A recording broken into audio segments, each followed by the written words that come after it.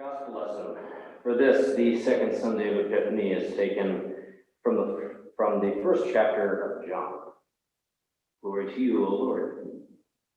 The next day, Jesus decided to go to Galilee. He found Philip and said to him, "Follow me." Now Philip was from Bethsaida, the city of Andrew and Peter. Philip then found Nathanael and said to him, "We have found him about whom Moses in the law and also the prophets wrote, Jesus, son of Joseph from Nazareth." Nathanael said to him, "Can anything good come out of Nazareth?" And Philip said to him, "Come and see." When Jesus saw Nathanael coming toward him, he said of him, "Here is truly an Israelite in whom there is no deceit." Nathanael asked Jesus, "Where did you get to know me?" Jesus answered, "I saw you under the fig tree before Philip called you." Nathanael replied, "Rabbi, you are the Son of God. You are the King of Israel." Jesus answered, "You believe because I told you that I saw you under the fig tree. You will see greater things than these." And Jesus said, "Very truly, I tell you, you will see heaven opened and the angels of God ascending and descending upon the Son of Man." This is the gospel of the Lord. Praise to you, O Christ. The assembly is seated.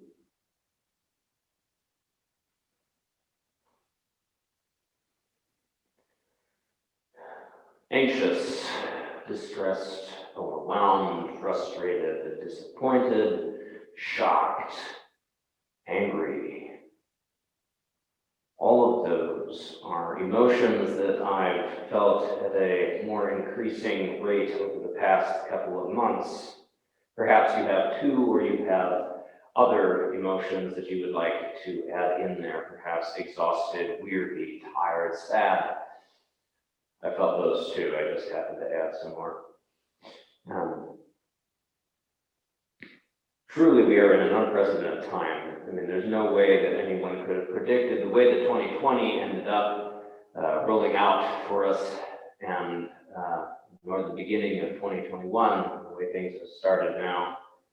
And when you think about the global pandemic, the interruption of lives, and that it would be normal to wear a mask in public, or that we would be doing 90% of the things that we need to do, and we need to meet with people online and virtually, or thinking about the disruption of the school year, thinking about the disruption of gatherings that we would normally have, thinking about then, of course, things on the political side in the midst of our country, and the way that hatred has continued to pop up here, there, and almost everywhere. We think about all of that. It's unprecedented. There's no way we could have been prepared for any of that, nor seen it coming. And in the midst of all of that, in the midst of all of those emotions, the stresses and the anxieties and fears and sorrows and disappointments, we hear a reminder of what it means for us to be a disciple of Jesus. And the Gospel of John, the story that we had today in our Gospel is the second part of the beginning of the story of the first followers of Jesus, according to John. It actually starts a couple of verses earlier, when a couple of the followers, people who are following John the Baptist, see Jesus and they walk after him, and after a while, Jesus picks up that they're on his tail and turns around and asks them, "Well, who are you looking for?" They then in turn ask Jesus, "Well, where are you staying?" And Jesus extends to them an invitation. Come and see. And then when Jesus goes to Galilee, Jesus finds Philip. And Philip then starts following Jesus. And Philip then goes and finds Nathanael. And now Nathanael is skeptical when Philip comes to him and says, "We found the Messiah. We found the one that was written about in the law and the prophets." And Nathanael's going like, "Yeah, right, okay, this dude from Nazareth, sure." He's skeptical. He doesn't necessarily buy in all at once right from the get-go. And so Philip actually then extends an invitation to Nathanael, and it's the same one that Jesus extended to the first disciples. Come and see. Come and see. This is one of two invitations of Jesus in this text that show us what it means to be a disciple. First, come and see. This is an invitation to come and to see Jesus, to see who Jesus is, to see God who is in the flesh, the Word become flesh that dwelt among us in Jesus. This is an invitation to a relationship with the one true living God who is not far away, but who has come into the midst of the darkness to shine a light. The one who is himself the light of the world has come into the midst of our human reality to dwell with us. And God invites us into relationship. That God, the God who enters into the suffering, who enters into the chaos of the world, who enters into the disappointment, invites us into relationship. Come and see. Come and see. And notice that discipleship begins not by any decision of our own, but our discipleship begins when God comes to us, because God, Jesus, finds Philip and invites him. We do not find God. God finds us. Wherever we are, however we are in the midst of life, God finds us and invites us to come and see, to enter into relationship with this God who is loving beyond all imagination, the one who in Jesus is willing to lay down his life for you and for me, for the world. That's where discipleship begins. And that's the promise. To hear that invitation to Jesus, to be in relationship with the one who comes to you, wherever you are, however you are, in the midst of your disappointment, anxiety, sorrow, struggle. God comes to you in Jesus. Here in Jesus, we get to know the God who holds our broken pieces together, the God who loves us beyond our imagination. And then there is a second invitation of Jesus. There's a second invitation that also informs discipleship and what it means to be a disciple of Jesus. Jesus extends invitation to Philip. Follow me. So yes, discipleship is about us being in relationship with God, resting in the promises of God, recognizing the light that shines in our darkness, recognizing the hope that we have in the midst of a time that might bring about a lot of despair. And there is also then Jesus' invitation to follow. Follow me. This is an invitation for us to actually do something, an invitation for us to respond to this relationship that God has reached out to us with. To respond, to do something, to act.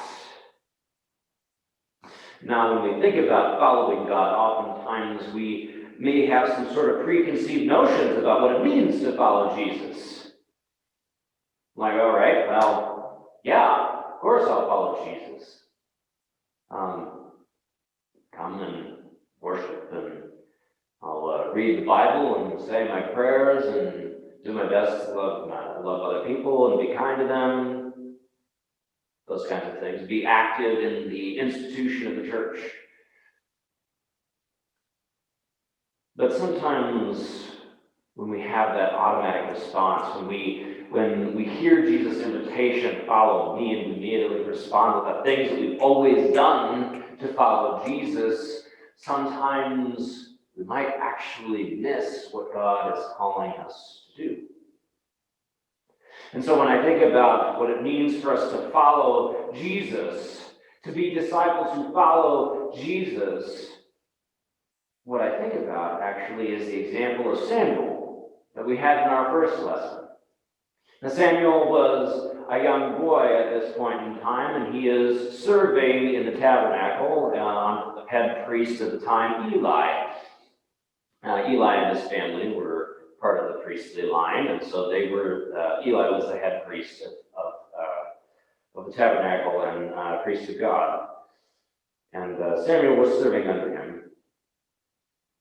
And Samuel hears God calling, but doesn't recognize that it's God right away. He's never done this before, so it's the first time he's ever heard God's call. And so he runs to Eli, saying, "Hey, Eli, what do you need?" And Eli's like, "I don't need to call you.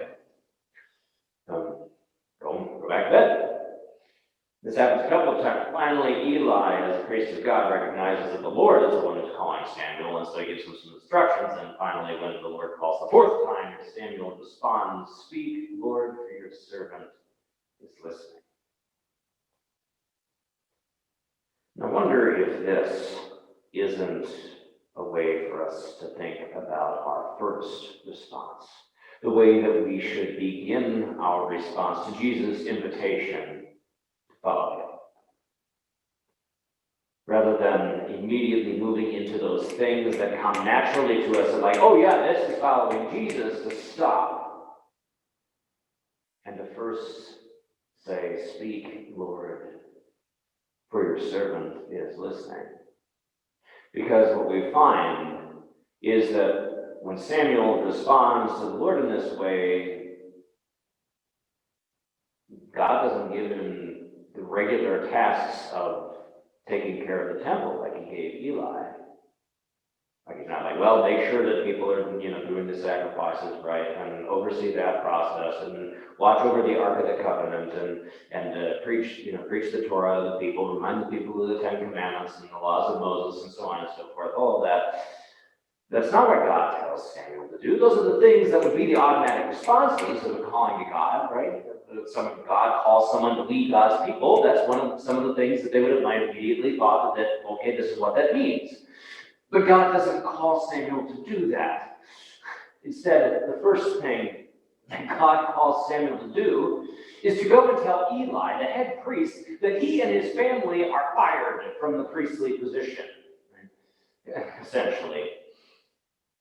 And so here's this young boy, first time he's ever been called by God, he's asked to go tell his mentor, who happens to be a man of great power, and tell him that, "Hey, guess what? God fired you." Great. Yeah, I really want that job, right?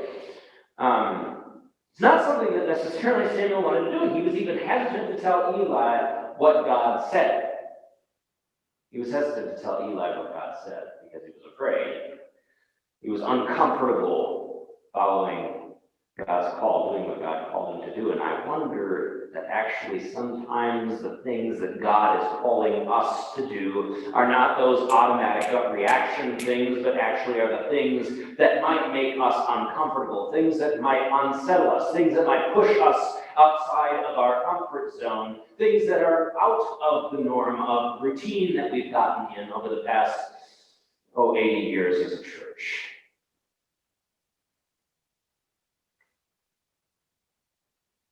Jesus calls us to follow. And I wonder what it would look like for us to respond the way Samuel does. "Speak, Lord, for your servant is listening."